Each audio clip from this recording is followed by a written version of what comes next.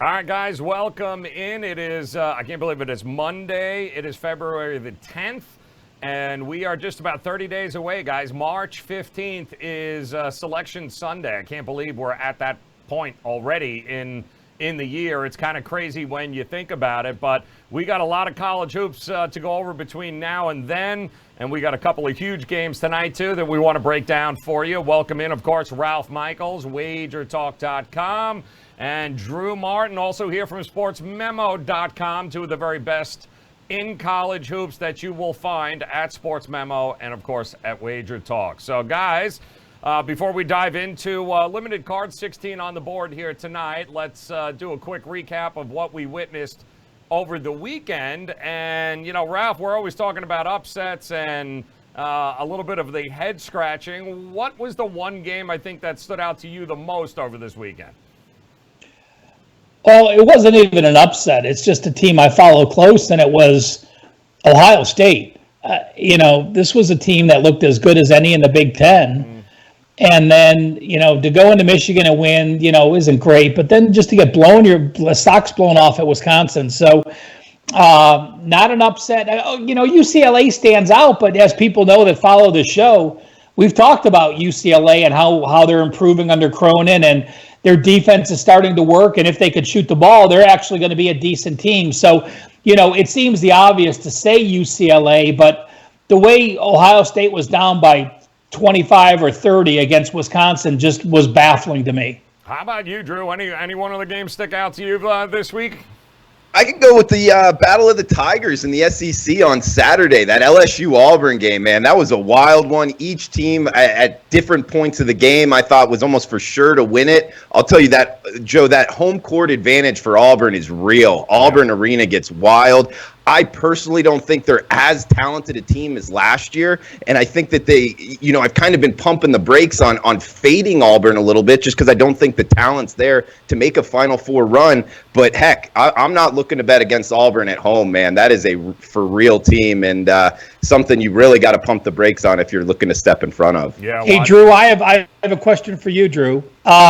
When you're watching that kind of game with the lead going back and forth, do you try to live bet and get a positive situation on each in college hoops?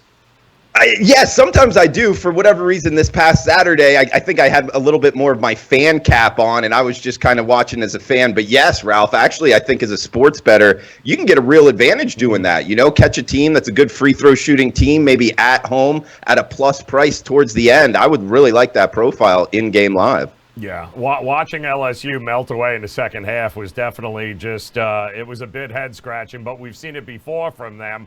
And they weren't alone. I mean, listen, some of these other games over the weekend, some of these big upsets here, Ralph. South Florida stood out to me against Memphis here. We've talked about South Florida.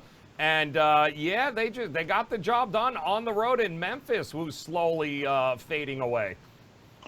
Again, Memphis's offense is horrific, and their defense keeps them in games. But if teams can outscore them, you're getting that situation. It shows 29 upsets by 2.5 or more.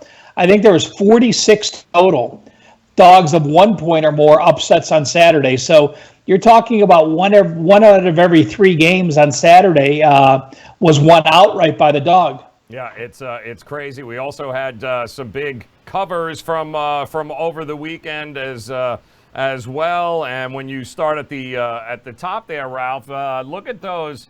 My word, what do we got? Is it Gardner Webb you got going on up there for 32-point cover? What in good God? Holy crap! What was the line? 1? Yeah, well, Wow. yeah, it was a game shooting the lights out, as you would say. Now, listen, USC Upstate is not a good team. Right.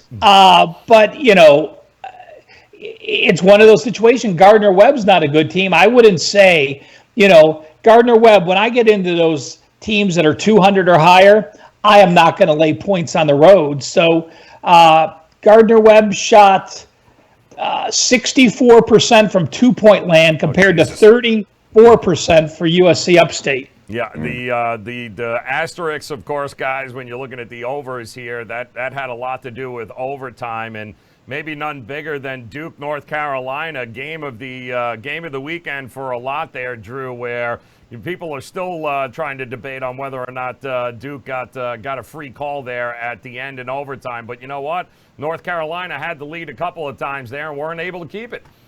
Yeah, that was a fascinating game as well, Joe. I mean, just going back and forth like that. Duke, as talented as they are, one of the top teams in the country. North Carolina, even sitting below 500, Joe. They're a fascinating case study, a fascinating handicap going forward with Cole Anthony, one of the more talented players in college basketball. How's he going to affect the Tar Heels down the stretch? Plus the fact, I mean, they're pushing Duke to the limit here. If they rattle off some wins down the end of the ACC regular season, make a run in this ACC tournament, how is the committee going to handle the Tar Heels and giving them a slot or not? It's kind of a question I'm not really certain on, man. Ralph, what the hell's going on with Wichita State? We talked about them earlier in the week. Coach seemed to be so excited about the program, and they've lost 2 in a row now, and really embarrassing against Houston. Well, yeah, it was embarrassing, but I could say that Wichita State was in the worst spot of any team that played this weekend. They went to Tulsa. Tulsa was coming off a loss. Tulsa was the #1 defense over the last 30 days. And then you play a physical Cincinnati team. And then you got to go on the road and face Houston after getting mauled by Tulsa and Cincinnati. I just think, you look at that schedule, it's a brutal couple top teams in the American Conference on the top. So, I was on Houston yesterday. I thought the situation was great. I think Wichita State is still a team that, is a top 40 team. They're still going to get to 20-some wins. They still may get an at-large berth, but you play a couple physical defenses like they had to in back-to-back games, you just don't have much left. No, you don't. And there was a couple of really big unders yesterday. Of course, at the top of the list, Notre Dame, Clemson.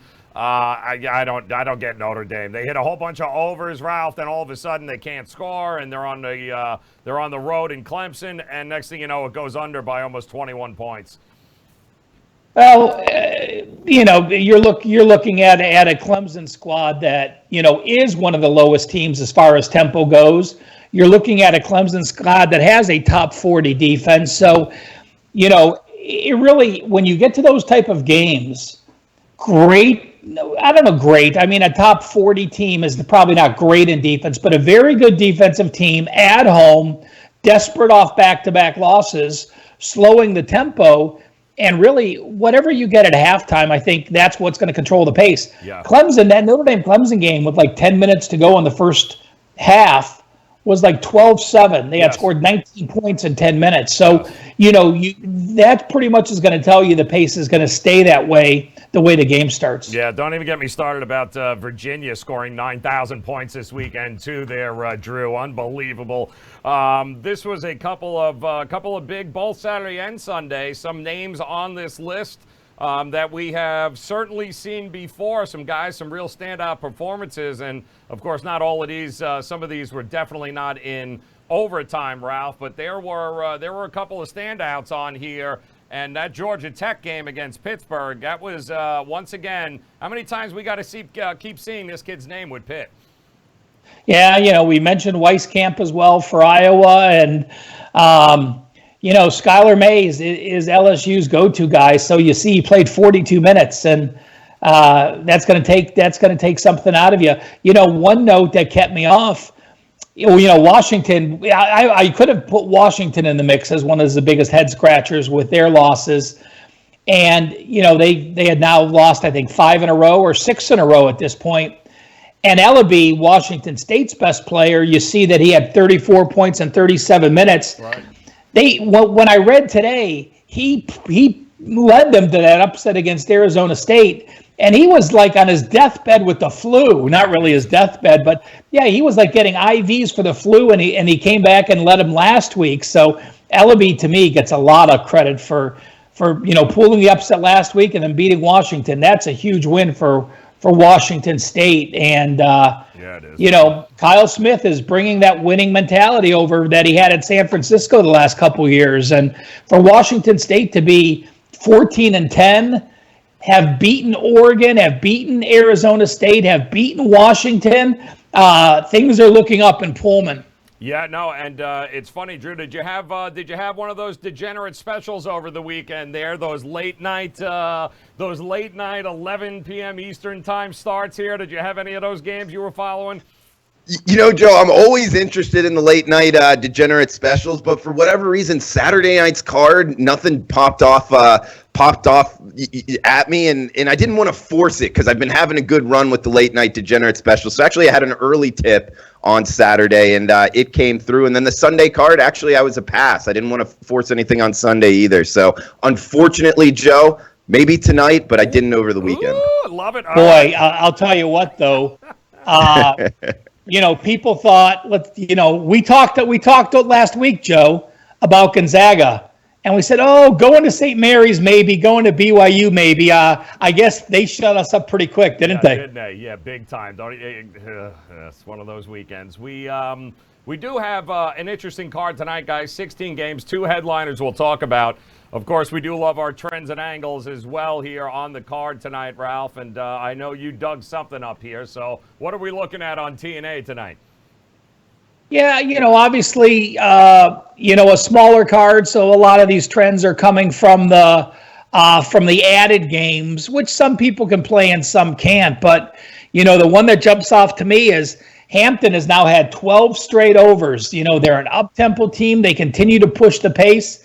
Also down south, Alabama A&M, 1-10 over under their last 11. North Carolina AT&T, 9-1 over under on the road, their last 10.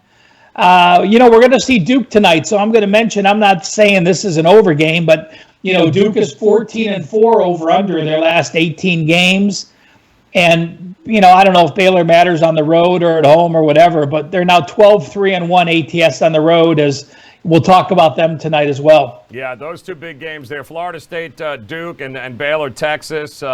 Let's talk about one other game that's on the board a lot of people seem to be interested in, and that's Texas Tech at home taking on a struggling TCU team, and it opened up at 11. I'm actually seeing some 9.5s popping up around here, so there is at least a little bit of TCU love. The total right around that 127 and a half. And listen, Drew, when it comes to the Red Raiders and it comes to them at home, this time of year is usually when they begin to start kicking it into another gear. Yeah, Chris Beard usually gets these guys rolling right around this time of year, like you said, Joe. And love for TCU. I mean, I don't know where it's really coming from. What, they've lost like 4 or 5 in a row? I'm not really, maybe the in-state rivalry of some sort, and you want the dog. I'm not 100% sure here. I mean, Texas Tech is a team, like we know under Chris Beard, like normal, one of the top defensive efficient teams in the country. They knock down their free throws, and they're at home. It's Red Raiders or pass for me. I don't know. Ralph, what do you see in this game here tonight? Why so much TCU love? Are we missing something here? Well, I am not going to back TCU, but I think I understand why. I mean, you played Saturday at Texas, and you were down by 12 points at halftime. So you exerted a lot of energy on the road Saturday night to come back that second half to fight back against Texas, to get back in the game. Now, 1 day later, 1 day rest, you're playing against a desperate TCU team. I think it's going to be a lower scoring game, and I just think it's the philosophy of laying that many points in a game that could, first team to 60 wins. So you're laying 15% of what the team may score for the whole game. Yeah, no, it was about a month ago. I think it was Texas Tech that lost at TCU, 65-54. So, who knows? I don't expect them to win, but that's a big number in that spot, given what they're coming off of on the weekend. You're absolutely correct there, Ralph. And, listen, tonight's big. There's 2 games that everyone is going to be focused on here tonight. We'll start with the big ACC matchup with Florida State and Duke, and kind of a similar situation, isn't it, Ralph, where you got a Duke team coming off of on the road, Chapel Hill, overtime win, dramatic. Now they got to take on a Florida State team that had no problem dismantling and taking care of Miami, covering as a 13.5-point favorite. So it seems like an awful lot of points, Ralph. I mean, it opened up at 8.5. I get the Duke love, but the total, too, creeping up at that 150 mark. How do you see it happening here? I've gone back and forth on this game. Obviously the situation favors Florida State with Duke coming, but, Duke's, was Duke focused for North Carolina? I'm sure North Carolina was focused on Duke, but Duke has to be thinking, well, Louisville and Florida State are the teams we need to win to win the ACC. The current standings has Louisville 12-1, Duke 10-2, Florida State 10-2. So, I'm never going to say Duke is going to look past North Carolina because they're hosting Florida State on Monday, but Duke may have looked past Carolina because they're hosting Florida State on Monday. So, the overtime, the amount of minutes a lot of guys played, my lean would actually be Duke comes out pretty strong here, and I would actually lean Duke the first half. Oh. Florida State has more depth than Duke. I think Florida State can continue to pound them. I think Florida State, coming off an easy win at home against North Carolina, an easy win against Virginia Tech. Their last win against Miami, the offense went nuts and they played a whole bunch of people. So situationally, they are rested. A lot of guys got a lot of good minutes, giving them some confidence. But I expect Duke to come out on fire. And the only play I passed tonight as far as the regular card goes, I would look Duke first half here. I think they'll come out inspired. Drew, from a total perspective, we're going to see up-tempo, not a lot of defense in all likelihood. And the Duke, the Blue Devils are 7-1 to the over in their last 8 overall. You got a Florida State team averaging about 76 points a game, and I'm still looking at a total just under 150 here. Yeah, the total in itself is an interesting handicap. I mean, not a lot of defense. You could look at it that way, Joe, but at the same time, both are pretty efficient on the defensive side. So you got to factor that in. How much does that kind of factor into the total? Florida State is long. They're strong. They're really good defensively. And they stretch their opponents out into long possessions on the defensive end. I know Florida State likes to run up tempo on the offensive end, but on that defensive end, they tend to get back and play really good defense. I think they're actually the stronger team. Like Ralph was saying, they have more depth to go the full distance in this game. And most importantly, they're the better free throw shooting team. So I know they're on the road in Cameron Indoor, tough place to win. But they don't have to win. They just have to stick within the 8 points. I think the Seminoles are the side here. I like the dog. Diking the dog in this one. All right. And listen, guys, if you like that game at early, you're going to love the 9 o'clock game. Nationally televised, #1 team in the country. Hello, Duke. Hello, Public Better. Public Better meet Baylor. Baylor, Public Better, because the money is rolling in from the public side, certainly here on Baylor. But, guys, I'm seeing it opens up at 6.5. Obviously, the public loves Baylor, but somebody must like Texas here, Ralph, because I'm seeing the line go down to 5.5 in a lot of places. So I get the public love for Baylor, #1 team, but Texas coming off of that meltdown at home against Kansas over the weekend. You smell a trap game here? Joe, I'm not even going to bet Texas with your money. There's just, to me, it's this. Even if you like Texas, and they're coming off a couple losses, and I can understand that you think the game's going to be, there's going to be 120 points scored, and you think you're at home, and, you have a Texas team that, is 14-9, but I look at Texas and the top 5 teams in the conference lost to Texas Tech, lost to Kansas, lost to West Virginia, lost to Kansas, lost to Baylor, lost to Oklahoma. Their wins are against the bottom 4 teams in the conference: Kansas State, Oklahoma State, Iowa State, TCU. Even if I liked Texas, I would not bet Texas. When a team like Baylor is on the road, that keeps them a little more focused. I don't mind fading Baylor at home, laying 12 or 14 against Oklahoma State. You saw they won 78-70.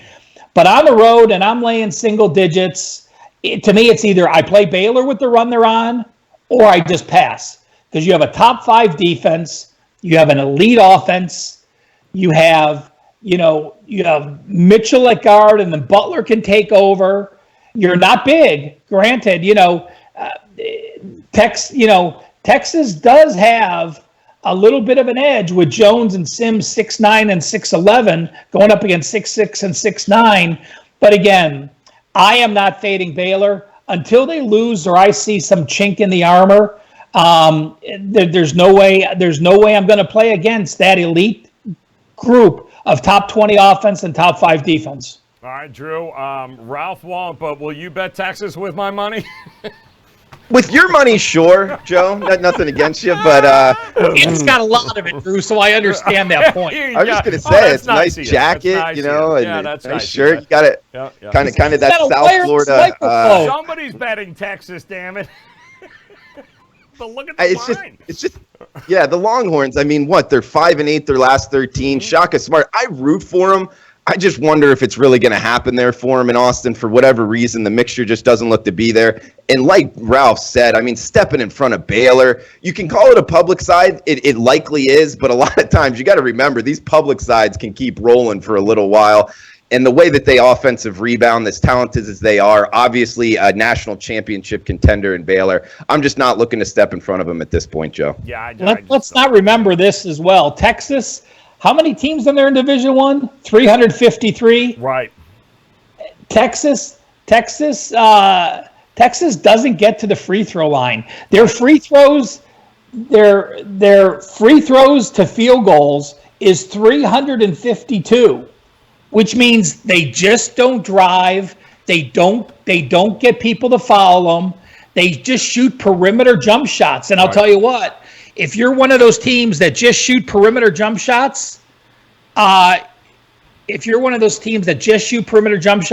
you are going to get eaten up against Baylor. Yeah, it's and I'm with you until I see something otherwise. Everyone's for a while now has been waiting for the shoe to drop on Baylor. It hasn't, guys. It has not. It's 20 in a row. These guys they're phenomenal and they deserve to be the number 1 team in the country, but they gotta go into Texas and be able to take care of business tonight. So, all right, guys, it's best. Hey, Joe, let me ask you this: was there anything on the market tonight that popped out, or was it just pretty basic? I'm doing a money line parlay with the 2 games that we talked about here today. To me, it's all about you've got 2 situations here, 2 top 10 teams, right, in the Florida State Duke. Here's what we know about those 2 top 10 teams: when top 10s go head to head. Since 2005, 55.5%, 113 and 92 against the number for the underdog here. So I just think 8.5 is way too many. I think Florida State wins this game outright. So I got no problem backing them on the money line as well as Baylor on the money line. Cha-ching, Ralph. Cha-ching. What the hell are you? That sounds like a Rolf angle. What the hell are you doing pulling out number 1s against number 1s? Cha-ching, Ralph. That's all I'm saying here. Back me up here, Drew. Back me up here. Hey, Joe, I'll just go with my best bet right now, man. I'm with you. I didn't want to be the first to go out there, but since you're calling it, FSU, outright in Cameron, I like that, but I am going to take the safe route. I am going to take the underdog with the points. Okay. FSU plus the points tonight. So that's my best bet for the show, and it looks like 8 you can get both in Vegas and offshore. So still FSU. Out there.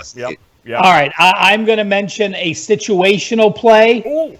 And then I'm going to also mention one other play. Now, I'm not playing either of these games tonight, but it just, for a lot of new bettors, I think this at least puts it in perspective as they move forward. And I think you guys will agree.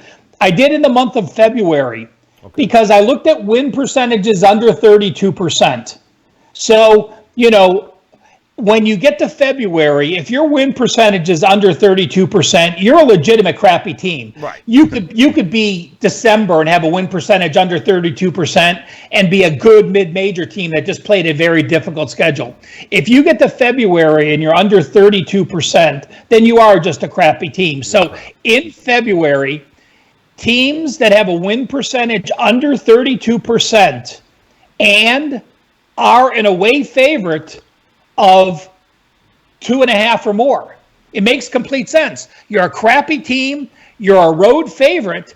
Should you be a road favorite? Well, going back to 2011, away favorites, a win percentage of 32 or less, 29% against the spread. Really? 2 teams tonight fall in that, Alabama A&M and Alabama State.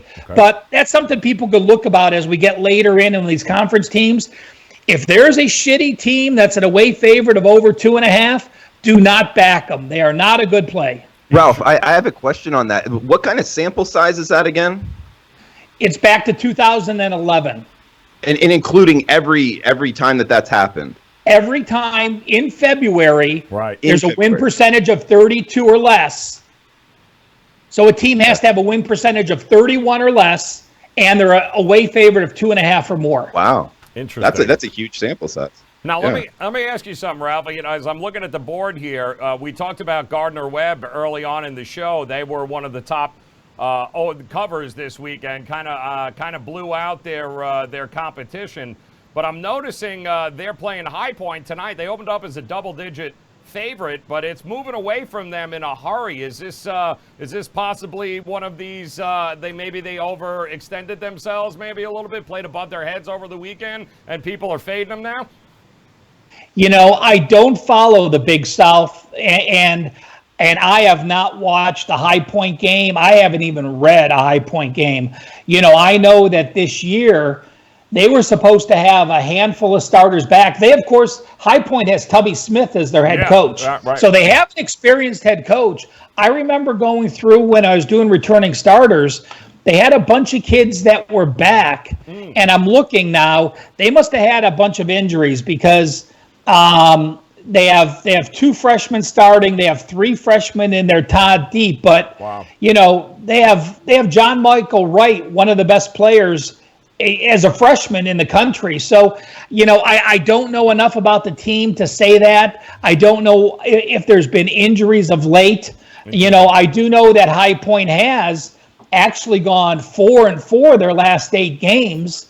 And if you look at the Big South, Ken Pom has High Point with the number 8 offense and number 10 defense. Really? Having played the number 2 schedule. So they have played a very, very difficult schedule. Gardner Webb, likewise, there's only a 1-game difference in the schedule. Gardner Webb's played the number 8 schedule. High Point's played the number 2 schedule. Wow. So just by looking at those numbers quickly, you know, I can understand the move because one team's 5-6, one team's 4-7, and the strength of schedule clearly favors High Point. But, you know, I used a total that I sent out to my guys. You know, I said this isn't like a normal play. I said, you want to play this for like a star, that's fine. But it's game 307, 679, Howard and Bethune-Cookman over the total. Bethune-Cookman is a fast-paced team. They're number 12 in the country. They have the number 2 offense and the number 9 defense in the conference. They're on an 11-4 over-under run. And while their last 3 games all did go under the total, they were missing their point guard in those 3 games. So we're actually getting value with that game because you had low-scoring games, because you were missing your point guard. Well, your point guard came back, played a few minutes. The restrictions are off tonight.